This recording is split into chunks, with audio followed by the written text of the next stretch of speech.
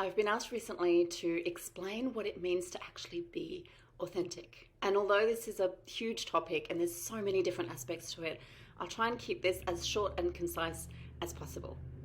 If we haven't met before, hi, I'm Higginson. I'm a speaker, healer, and mentor for awakening hearts and conscious creatives, people who are seeking to tap into their fullest potential and live a life by design rather than by default.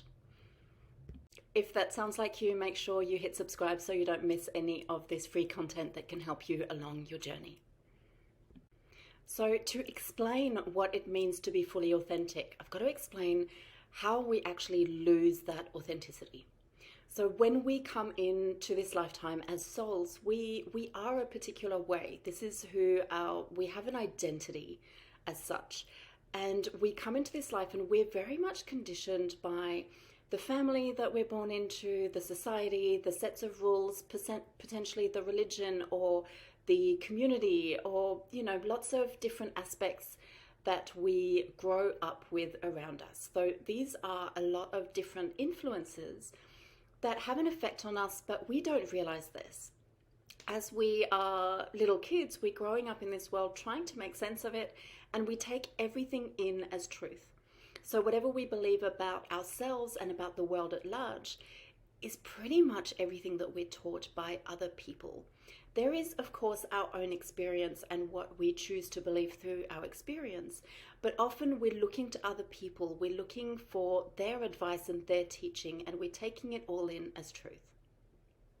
So, of course, there are some parts to our human experience where we grow up and things can happen and we can have experiences and we can choose to change those beliefs, or we can experience a big life event that makes us question what we believed, and we can change those inner core beliefs.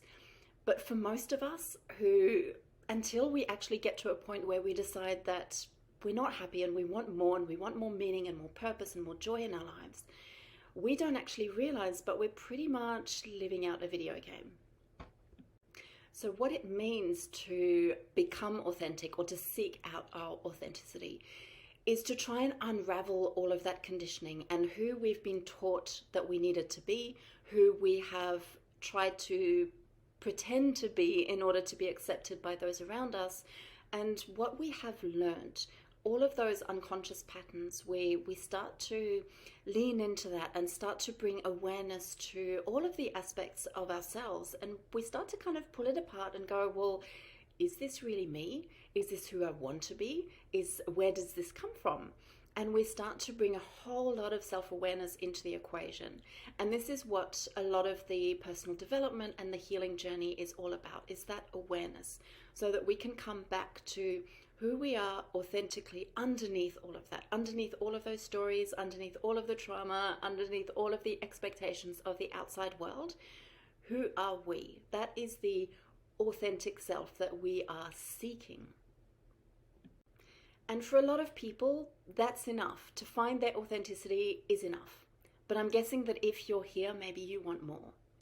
So let me explain what happens next. When we find our authentic self and we understand who we are beneath all of that conditioning, we start to tap into something a little bit deeper. And this is the true self. So let me explain what the true self is. This is the aspect of you that is really deeply connected to your soul, to your essence. And connecting to this is a whole different level of integration that happens. And this can be really challenging because if you're here, I imagine that you have experienced some sort of what some people call a spiritual awakening, where you start to realize that there's more to life than what you've been experiencing, what you've been living, and whatever that means to you. Maybe that means that you have connected to a particular philosophy of life or a particular dogma or a particular religion. I don't do any of those aspects of it. What interests me is you connecting to your own spirit in a way that feels really true to you. And what happens through this is, on that journey of connecting to that, we need to get really real with ourselves. We become very vulnerable. It can be really scary to go through that. But what I've found is that for everyone on that journey, that's where we start to realize that we can reach out for help. that we're not alone, that there are other people who have experienced whatever it is that we're going through. And it makes us feel a little bit safer, a little bit more connected. It brings us back to that realization that we're not alone, that we are connected to all of life. And that is a beautiful feeling. It may have been something that you have been seeking your whole life. And that's where the tricky bit is that to access your true self, the aspect of you that lies beneath that, all of the connections that you have built in that vulnerable state, you may need to let go of them to go even deeper to find yourself. These are many different layers that we go through. And a lot of people, I have noticed, don't want to let go of their authentic self because they spent so much time and energy and focus and dedication on uncovering who that person is, that when they realize that that is actually just an authentic identity of this lifetime, and that beyond that there is so much more wisdom, there is so much more power, and there is so much more integrity to lean into. That means that we need to kind of go through that process of deconditioning again. And that's why I feel a lot of people don't want to go deeper or stay a little bit stuck in that personal development journey because accessing what lies deeper is a little bit scary, and we don't know what lies on the other side of that. But what I want to really invite you to accept and acknowledge is that you are pure light, you are pure power, and the authentic aspects of you that you have had to uncover, they are the human aspects of you, and they make very much up the makeup of your soul.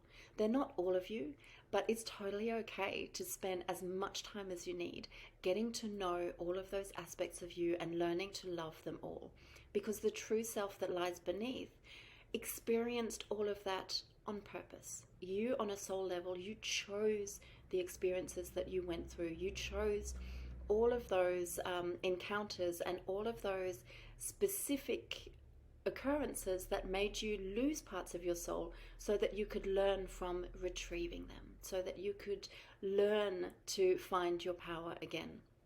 So there's really no rush to access any state of, ascension. Like, people love to talk about ascension, but ultimately you're here to integrate who you truly are. And there's no right or wrong or, losing your way in that, because in the great scheme of things, you are consistently learning, and that's really all your soul cares about. So wherever you are on your journey, your authentic self is the part of you that is human, that is right there trying to be rescued from the expectations of the outside world.